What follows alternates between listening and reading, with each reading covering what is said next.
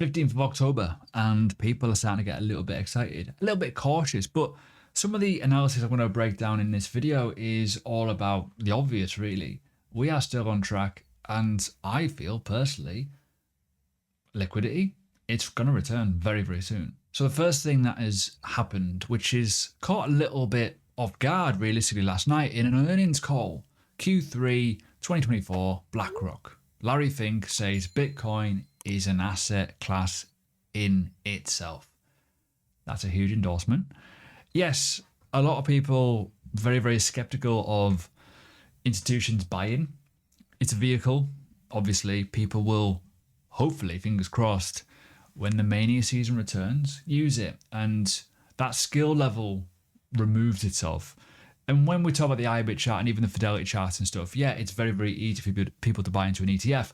And when you look at the BlackRock website, there's a lot of information on Bitcoin in terms of what they're explaining and why they want to do it. And I don't want to go too much into terms of the price details that they would talk about, but the biggest promotion they're doing to the TradFi world is the fact that they are comparing to like the S&P 500, which I know to some people is mental, but it makes sense. If you are going to talk their language, it's massive, because if you can put an element of this is what you've returned in the S&P, but look what you can do with Bitcoin, huge, right? So keep that thought process in your head. When we talk about the next step here, the ETF so far, currently, in my opinion, doing very, very well for Bitcoin. The Ethereum one isn't.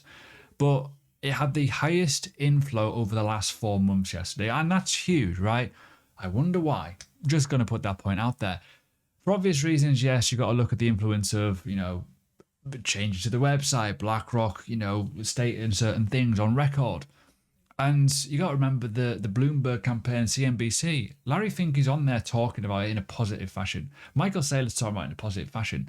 At the end of the day, if people are finally waking up to the fact of, well, this is an alternative element of investing, and we do go into some Tetris waters, there's more and more likelihood of people to actually use it as an investment vehicle.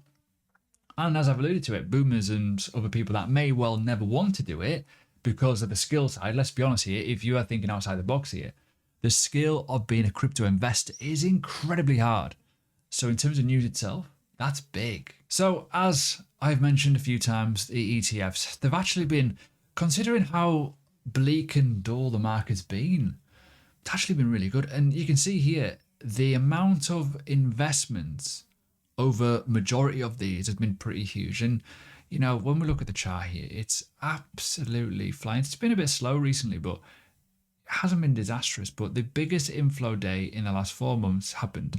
We had a decent one on the 27th of September, kind of pulled off a little bit since then, but it's doing pretty well. The last 2 days have been pretty damn interesting. So this chart is somewhat interesting too. There's been a huge spike in demand on Bitcoin and its fastest growing pace since April 2024.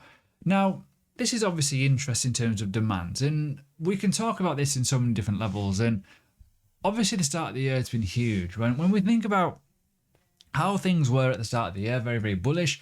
We had that big, massive shoot to the upside on Bitcoin. And reality is Bitcoin only needs a couple of those candles to get people really interested. It's really, really interesting to note that.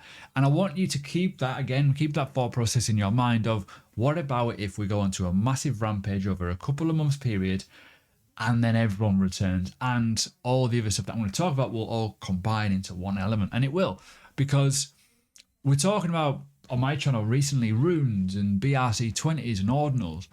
That is the Bitcoin ecosystem getting used for the first time again for a while. We've got to talk of the obvious social media algorithms. When Bitcoin does something, it's done a 6% move. People start viewing content. When they view that content for a longer period of time, they're going to get recommended more stuff. So if you're on TikTok, you may see more videos. If you're on Instagram, you may see more reels. On X, when you're on a micro bubble anywhere's there, and you start getting more and more engagement. I've certainly seen my engagement increase over the last couple of days versus what they were a couple of weeks ago. Why? Price action's positive. And if demand starts increasing, it's going to create the same kind of wave bubble again. And it does happen. But we need to look at something very, very clear here. One huge element we need to be absolutely mindful for is the US money supply. It hit 21.17 trillion in August, the highest levels it's been since January 2023. Now, what is this? This is basically, it's called the M2. It's effectively money printing. It's the money getting increased. Now, the big problem we have with this is obviously inflation. Inflation's a big factor. It will take time for this to show up in inflation records. Yes, inflation came down the other day, and that's fine. But in effect, it says here, money supply is now at a really, really interesting point. It's almost at its all-time high. When this breaks above this level and we start seeing more and more people talk about it, obviously, it's going to get very interesting because there is, and you can see here via this tweet, there is a genuine element when you put them together of why things are interesting. It's called liquidity cycles, basically, right? Where liquidity is returned. Now, the big factor we've got here now is we're having rate cuts, right? What does rate cuts eventually give us? It gives you growth in the ecosystem of money, right? Why? Interest rates are lower. It increases spending because people can then borrow, credit card, mortgages, all that, a bit more favorable, right? So that squeeze is now gone. It takes time to get there for obvious reasons, but inflation could well come back and bite us on the ass here, but it may take a while to come back.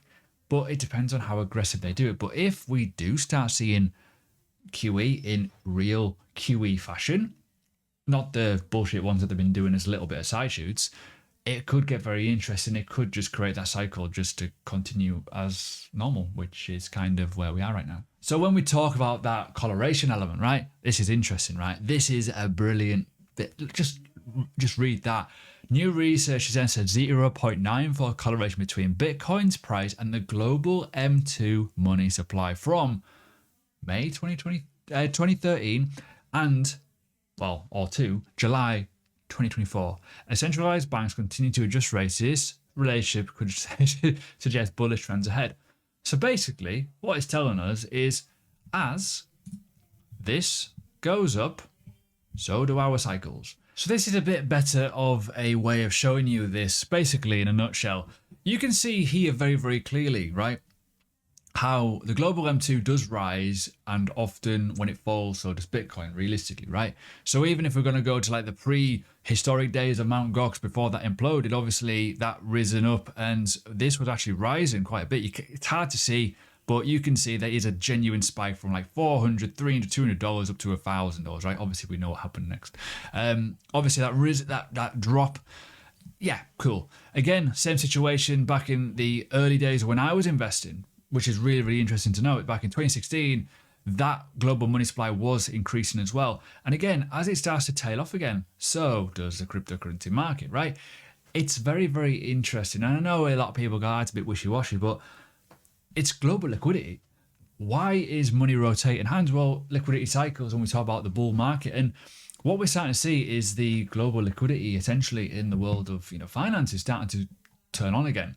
And again, I was talking about rates and stuff like that and all the element of institutional borrowing, all that kind of stuff could turn on in the next couple of months. It's going to get interesting, right? When again, where we are right now, a break of all-time high around this money supply area could be very, very interesting, right? Because when we talk about Bitcoin, we're stuck here, but also this isn't that far away when we talk about the global money. And this is the global M2 liquidity of the entire world, essentially.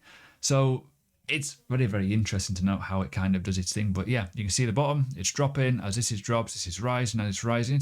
It's pretty much married to it, which is really, obviously there's a little bit of a correlation between dropping off a bit early, but realistically, it's a really, really good metric to look at. And once we start seeing a breakout and a full-on break of these highs and we're going to carry on, we may well see Bitcoin follow suit. Now, again, we talk about narratives and cycles, and I've talked about this before in my previous videos, and I think it's important to note, when we talk about, obviously, all the stuff we just talked about in terms of the M2 and stuff, well, this is where we are in terms of cycle narratives. This is where we are from the cycle low and comparing to the last two. Now, these are the last two bull cycles, right? The two that I've been in, and these are very, very important to know, as in we are kind of, as I say, on path.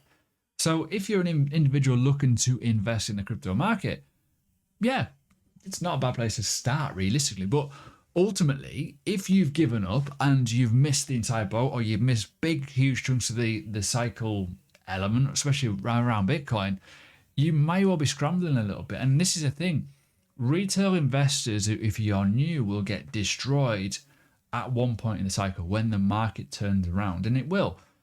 The thing that we don't have, and this is obvious to a lot of people in terms of news and analysis and data, is we don't know when it's going to realistically top out. We'll have a rough idea, but if the hype is there, it may continue. Remember the previous cycle, it was really, really crazy, but everyone's talking about the 11-minute cycles and the super cycle, right? What happened? Well, institutional kind of investment in terms of vehicles of decentralization went belly up. They over leveraged and it went pop, right? That created a very, very aggressive drop very, very quickly. A lot earlier than you'd probably expect. The previous cycle, as I said, yeah, cool. You've obviously got other elements such as diminishing returns, stuff like that, but that's fine. But the reality is here, we could easily be going for another 9 to 12 months on par with these bits of metrics. But who knows? Hype could turn it longer. Something could implode. Something could go wrong. We don't know, right? Now, again, we talk about cycled narratives, and this is the script, so to speak. This is from Bob Lucas. He did a video not too long ago about it, and it's really, really good as well. And we seem to be following the exact same pattern over the last couple of years. Now, this is why it's mad. Bitcoin has always followed this sort of suit. It always follows that liquidity. It always follows, the cycle. And I think this is why people get worried and we get that boredom part, and we're going into the mania stage technically, right? Where we're going to see a cycle high. Whether it is 150,000, 200,000, whatever number it is, we're going to see more and more people return to the markets again because liquidity is coming. People will come back when liquidity is there. The algorithms of social media, as I've alluded to, when Bitcoin does something, it will go, oh, bloody hell. And that's the thing.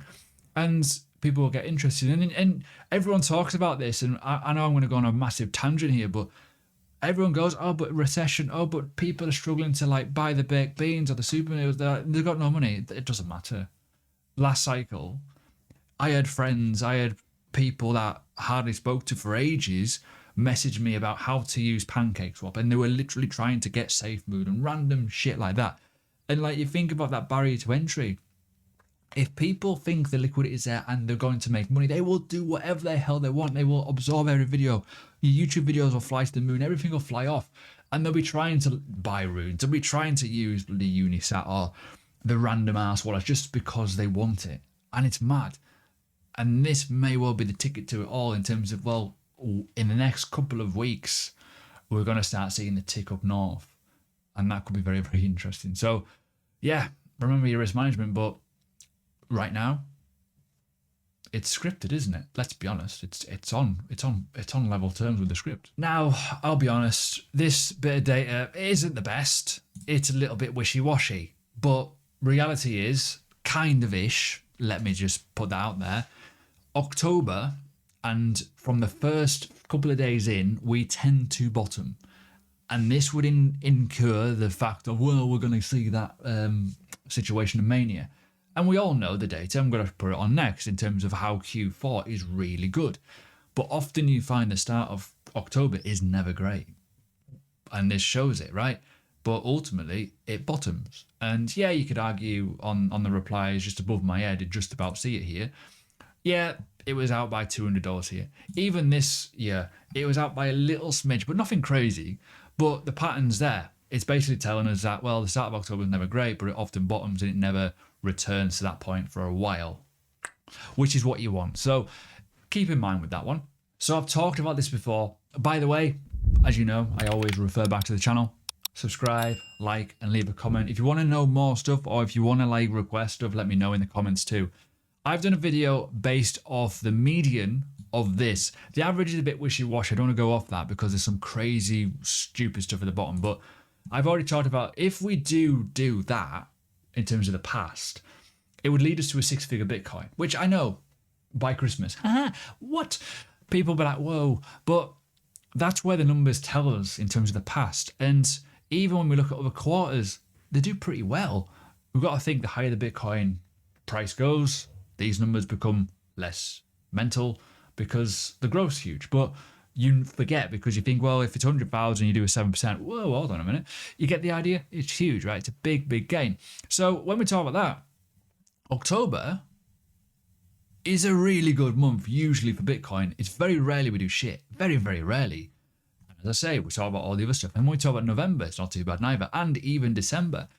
That is where the magic is. And when we talk about all the stuff we just mentioned, it's all kind of falling into place, essentially, right? The cycle low could well be around the election time. And then we could well be going absolutely bananas from that point, potentially. But as I say, it depends on the liquidity. If it depends on Blackrock, it depends on Fidelity, all these kind of stuff. But as I say, if the market is returning to that on switch and the mania season's coming in terms of the cycle narrative, it's all there. Other bits of news. Grayscale has put a couple of new products in line for its kind of investment products in their suite. I'll be honest, not the biggest lover of Grayscale. I think all they've done is create a premium and they've became ETFs and then they're sold. I will show you the data in terms of that in a minute. But when we talk about some of these, some of them are all right, but let's be honest. Ethereum Classic? Come on. There's some money here that I wouldn't even want to touch. I'll be honest, I wouldn't. Some of them I've hardly even heard of. Don't even have a clue. There's some good ones obviously on here, but yeah, I'd be very, very skeptical because when we talk about the ETF, when we talk about Grayscale, their outflows are massive. Look at the outflows. It's huge, right? And imagine if that didn't happen. It'll be double the amount of inflows of what we've got overall. It's crazy when you think about it, right? So it's offset it quite a lot, which is a bit of a shame. When we talk about Grayscale on Ethereum, it's that bad. It's put us in a negative outflow, which is probably related to why Ethereum is not doing very well. So yeah, it's not great, is it? Other bits of news that we need to talk about is Teor. We're talking to commodity traders about lending them its billions. Right now, we talk about liquidity turning on as a tap. Teor's got a lot of money, just a little bit. And we talk about credit lines and the typical element around it and obviously stuff like that. And this could be huge. And when we talk about traders and all that kind of stuff, this could be a huge amount of liquidity for them. And we can see here, credit lines are the lifeblood of commodity trading firms that move multi-million-dollar cargoes of oil, metals and food around the world. And it's huge, right? We talked about this before in terms of previous cycles. We blew up because of people trying to make money from this in the crypto world. But ultimately, yeah, it happens, right? This, though, Teor's reported 5.2 billion in profits from the first half of 2024. Teor's not to be messed with, realistically. I don't know, there's a lot of like sketchy stuff around it. But when we talk about this, as you can see here, breaking in, new investors trying to break into the commodity trade finance sector have often found themselves caught in a dilemma. The top traders are straight off business, typically able to access financing from traditional banks at extremely low rates, while investors seeking juicy returns have been burned at times, which makes sense, right? So there's a little bit of a trade-off here.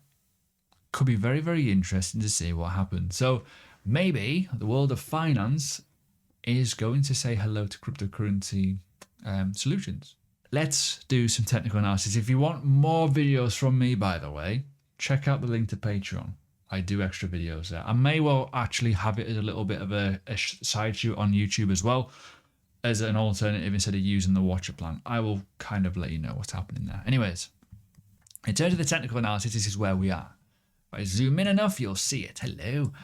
We are kind of still in just about this little downtrend, which is kind of creating these new lows and lower highs, lower lows. Oh, okay. We may well change suit here, which is good. If that is a break, it's going to get interesting. Now, for me, I'll change the time frame a little bit. I think we're out of the woods just about. If we're thinking about breaker structure, we've broken structure here. This is technically a change of character. So this level here, now if I just refresh that to the orangey color, or however you want to do it, we've changed character here because we've created a new high from the lower high. You get the idea? Change of character essentially. So it's starting to change a little bit. We went below, we created, obviously now we've created a higher low here, and we are currently here. This again could be the next breaker structure, potentially. Now this is on the 3-day time frame. Looking at the daily, you can kind of see that we are slowly starting to change a little bit. Very interesting. There is a bearish divergence here though. By the way, this indicator here It's the LC Trend and Momentum. You get it for free. Just search for it. The professional version's on the Traders Lounge, link below. It does help massively. So are we going to break above here? Now, what I want is not always what I get, actually, when I talk about this. Why have I done that? I always do this. I'm a real idiot for this. Bear with me. Just let me just do that, because I'm an idiot. There we go. So what we're looking for, a potential area, in my opinion anyway, this is kind of all my wishy-washy thoughts. We need to go up here and create a new high and kind of get above this $65,000, $66,000 level. And then hopefully, fingers crossed, maybe we'll get the little line to up to there. And then maybe we'll go and correct it. And then we may go into the sunset, right? That's kind of what we're looking for. That little change. But we'll see. Things are looking good. We're above the 50% on the RSI tool, essentially, which is usually an indication of bullish. The structure has changed and we've gotten above certain levels and we have created a higher low. Whether that means something or not, I don't know. But reality is Q3 was all right, wasn't it? Q4, hopefully very, very bullish. And we do start seeing that. And we talk about, I know I said about it before, if we're going to go from the start of October, where the fuck are we? I don't know, around here somewhere, give or take. And we do that 30 whatever percent move, we could be looking at an $80,000 Bitcoin from that starting point, right? That's huge alone. And that could lend us to be a very, very interesting situation. Let me change this to orange because that just looks really crazy. Just saying. There we go. There we go. That's better. Let me just, sorry. Why not? Just make it look a little bit more in tune with everything else. So yeah, be mindful of that area, in my opinion, right? So what I'm thinking overall, obviously get above, yes, I know, get above the previous all-time high or the prior all-time, which is a huge level, by the way. This is a monster level. It's huge. Break above there, and we may well be seeing that. Now, for me, this structure is still somewhat on par. This cycle high, to the cycle low down here, right? Which is what, 15,600-ish, give or take. We've obviously corrected all the way up, as you can see, right? It's very, very simple. We've found that level, found this level. We went right the way up and we've kind of rejected, but we've also went and retested pretty much this area. We're still on tune. Now for me, mass retail, mass FOMO, mass idiotic behavior and people selling their kidneys and getting on pancake swap or whatever, we'll be looking at $83,500, give or take around that point. Maybe before that, because if we're going to talk from like the cycle low up to this kind of level, it's a 70% move, which is huge in itself, right? When we think about it in that sort of sense, it's relatively big, it's massive, it's huge, and people will get excited. And again, it's all about the algorithms on social media and stuff. So be mindful of that one. Anyways, Bitcoin dominance. I know everyone hates talking about this, but we've got to talk about it anyways. We're at the level of consider your altcoin position still, where we're high. We may well go higher. I've talked about it before in my channel. Runes are going to be very, very interesting to see if that's going to create some capital growth in BTC. If you're trading Satoshis for Satoshis and born people getting more Bitcoin through that, it could be very interesting. Also got meme coin season is kind of upon us, and that could create a lot of vibrant information around people coming into the market and creating wealth. Could affect the dominance. So that could be massive in itself. The final thing to talk about realistically is others.btc. This is kind of all the others kind of charts against the BTC pair, and it's slowly starting to tick up a little bit. Now this could be, I don't know, it is a change of character essentially in terms of the chart on this higher time frame, but still early. We got a long way to go. If you start seeing this chart really motor up and your altcoins are doing well, great, cool. Just remember to take profit. The final bit to talk about, we are still stuck in this level here on the total 3/BTC, which again, what I'm waiting for realistically is a break of this level here of 0.5. That could be the level, and we could start seeing an uptrend from there. Change character, off we go. But we are starting to slowly show signs of bottoming. We'll see. Other than that, not a lot to go on in terms of altcoins yet, but some of them are looking pretty good. They're starting to break up, but once we start seeing these kind of index charts doing well, it'll get very interesting. I don't like to go just fully off the total market capitalization because it basically just looks like Bitcoin because it's the heaviest weight. So yeah, it's interesting. If you're going to do it, look at the total 3. For me, we've already retested this area, well, give or take once, but we need to get a breakout of some of these existing structures. You could argue there is a potential change of character or here, but for me, a breakout of this level, this region realistically, let's just talk about this area, could be really interesting for the total 3. That could be the correction, and off we go. So obviously you can see how this is very, very important, right? This does not include Bitcoin, does not include Ethereum, remember that. In terms of other things that we need to kind of mention, what's interesting is, and it is very interesting, we've got to be honest with it, Bitcoin's doing well as the dollar is doing strength or showing signs of strength. So often what we find is with Bitcoin and cryptocurrency, when this goes down, we tend to find that usually Bitcoin does all right or whatever.